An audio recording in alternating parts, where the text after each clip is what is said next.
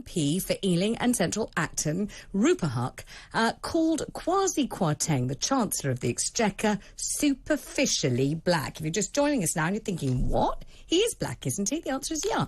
His family are of Nigerian origin. Yes, he is a black man, no question about that at all. So how can he be superficially black? What does that mean? I'll tell you exactly what she said, so you get it completely right and you can make your mind up for yourself. Superficially, she said he is a black man. He went to Eton, I think. He went to a very expensive prep school all the way through, the top schools in the country. If you hear him on the Today programme, you wouldn't know he is black. Well, she's been suspended from the Labour Party. She's had her whip taken off her. I wonder if you can explain why, if you understand. Let me have one quick cough. There it goes. You didn't have to hear that, though, because there's an excellent button I can push so you don't have to hear it. Let me also have a sip of a drink. Hang on. OK, now I've done that, I've coughed, I've had a drink, now we can really get into it. So let's do so with Nels Abbey, the writer and political commentator. Nels, hello. Hello, Vanessa. How are you? I'm all right, thank you, and I'm very pleased to have you on the programme. But this speech by Rupa Huq to me is absolutely flabbergasting, really. I am astounded that she would have said this, and also absolutely horrified. I'd like you, if you wouldn't mind, for starters, first to give me your reaction, but then I want you to explain why you feel the way you do. So, A, how do you feel? B, why? How do I feel? I am entirely indifferent. I don't think it was the smartest thing in the world for her to say. I don't think Rupa Huq is a Klansman or anything else like that. I don't think the intention was... I don't think she intended racial intent, and she doesn't have any history of that whatsoever. I think the intention appeared, for the sound of it, to be humour or edge. And she was making an observation about the gentleman, about Kwasi Kwarteng. The point that she was trying to make was that his life experiences are more reflective of, say, a Boris Johnson's or a David Cameron's than they would be, say, of a Nels Abbey's. And I think she said it in a ridiculously clumsy manner. But overarchingly, I think, once again, the Conservative Party is playing racial chess, whereas Labour's playing racial checkers, and Labour have been checkmated once again. I mean, what you've said is delightful. It's a terrific phrase. I could embroider it on a T-shirt, but what do you mean by that? One's playing racial chess and one's making racial... I mean, I compliment you on the felicity of the phrase, but what do you mean? I mean, OK, we can play delightful and elegant word games here, but quite frankly, you said that she's trying to be humorous. You said she has no background in making racist remarks. Her family of Bangladeshi origin, whether that's relevant or not, doesn't really matter. They just are. It's another fact, along with Kwasi Kwarteng being a black guy, which he is. No question. So obviously, one of the things that I had imagined might really annoy, upset, frustrate, inflame you is the notion that you have to qualify to be black, that there are kind of qualifiers, and you can be either more black or less black, or more sort of resoundingly and wholeheartedly and, you know, convincingly black, or less convincingly black, and there are these markers and hurdles that you've got to hit to be extra black, and others, if you don't, that you're kind of less black, that kind of thing. Because the phrase superficially black, I'm taking to mean he looks black on the outside, but his inside is not, or his soul, his experience, or whatever it is. And I would have thought that the thing that would really, and I can think of so many rude words I can't use on the radio or the television, but would really absolutely beep you about this, would be the notion that, you know, some people are excluded from blackness because of what's happened to them in life, and others are more definitely included, and those who are included are those who are less well-educated with less money. And I would have thought that's a pretty crude way of compartmentalising a whole ethnicity of so many different kinds of people.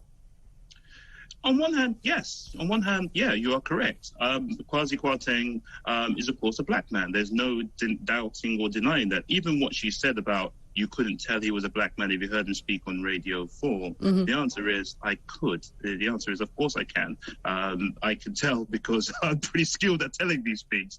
But the key issue about this is that Kwasi himself has a very, very long track record of ensuring that he doesn't get involved in black issues unless it is actually pursuant to the benefit of the Conservative Party. So what do you mean, for example, what do you think he's not participated in? Those are his own words, that from 2000, I believe it's 2016 or so, he said it, that it's not his business to get involved with issues that might be of interest to, say, the black community. Mm-hmm. And that's a position that he chose to take. But it's a position that he regularly contradicts when he has to actually get involved in these issues pursuant to the interest of the credibility of the government he's serving or the Conservative Party. Case in point, the Rwanda plan. He never took a position against it. Well, case in point, Windrush, the Windrush scandal. Kwasi Kwarteng was the man that the Conservative Party rolled out to be their spokesperson and to help them bat it away. But in interest of Kwasi, in fairness to Kwasi Kwarteng, when the government was rolling out the vaccine, Kwasi Kwarteng did actually appear in the adverts encouraging black and ethnic minority people to take the vaccine, whereas some of his colleagues did not. Okay. But in recent times, I have pointed out, on as far as the cultural stuff is concerned, Kwasi Kwarteng has stepped away from that. Mm-hmm. So I think that today he's probably praising God that Rupa has said what she said about him, because it's taken the spotlight away from the absolute mess he's made of the UK economy right now. And you and I, and I'm assuming you paid off your mortgage, but myself also, I'm going to be saddled with very, very high interest. You must not make assumptions about me, just as I must not make assumptions about you. And if you come on Talk TV and you say you assume I've paid off my mortgage, I then have to wonder, don't I? Why is that? Is it because you think I'm of a certain age, in which case you must never judge a woman's age, and I can take deep offence at that? Is it because of my ethnicity? You think I'm Jewish and therefore ...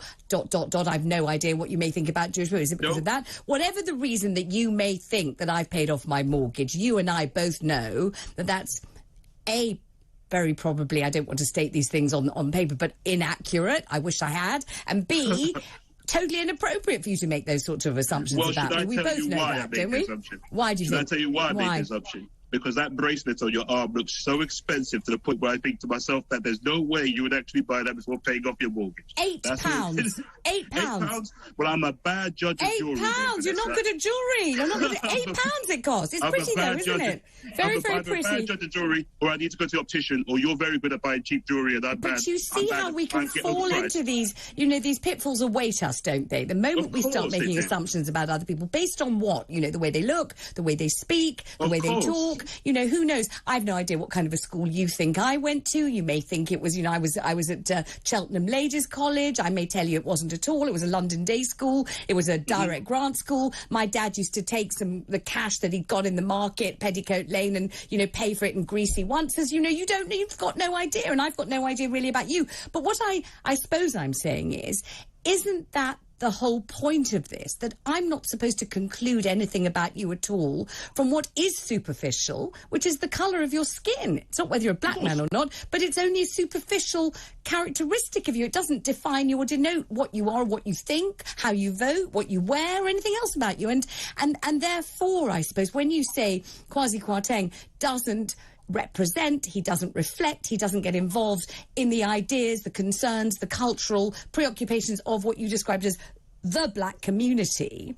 If I had said it the other way to you, and I'd said to you, Nels, something, the black community, I'd feel completely justifiably challenged if you responded, Vanessa, what black community? There are people from all over the world with all different thoughts and feelings. Some like a certain kind of music, some like a certain kind of food, some vote Conservative, some are very nice to their mothers, some completely ignore their mothers.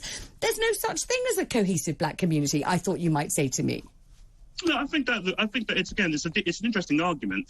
But look, there are communities within it. Mm-hmm. There are communities within the black community, and then you've got aggregates, as in overarching communal interest or so, when things that pose a potential threat to the actual state, to the standing of black people in this country, or the black community, as I call it. So it's a legitimate thing. It's a real thing, and we coalesce around those things sometimes, and sometimes we're united on some things, and sometimes we divide on other things. But there is quite clearly a thing as the black community, and there's also things as the black communities, and there's also black people, and they all have actual interests of their own. They all have uniting interests and dividing interests. That's just the way it goes. Yes.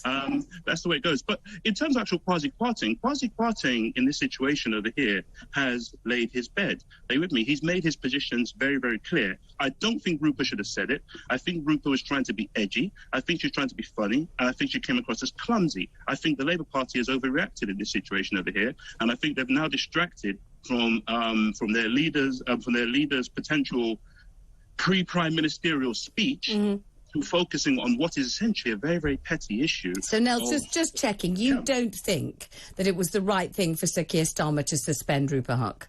No, I don't. Thank you very much indeed. I think it was a massive overacting. OK, great talking to you. Thank you very much, Nels Abbey. They're the writer and political commentator. We're taking your calls on this 0355